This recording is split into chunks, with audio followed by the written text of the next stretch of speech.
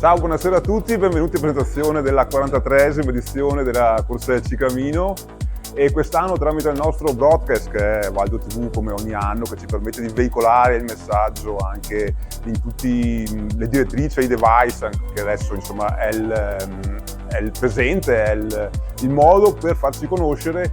Vorremmo che noi come TV, diciamo, di tutte le associazioni e partner che collaborano con noi, dire una parola che definisca la Corsa del Ciclamino. Per noi la parola è sicuramente collaborazione, perché collaboriamo con le varie associazioni del territorio e anche tutti gli enti pubblici. Inoltre tutti i volontari che ci danno una mano. Salve a tutti, una cosa devo dire: se il ciclamino continua ad esserci è merito tutto delle Lepri Stracche.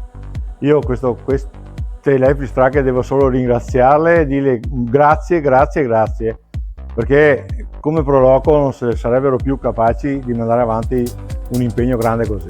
Grazie Lepri Stracche. Ciao a tutti, sono la dottoressa Martina Lisa della Farmacia Vidor.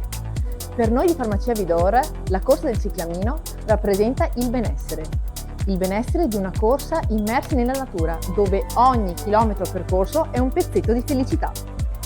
Buonasera a tutti, parlo a nome dell'azienda Daldin e di tutti i produttori della mostra Vini Colbertaldo e Vidor.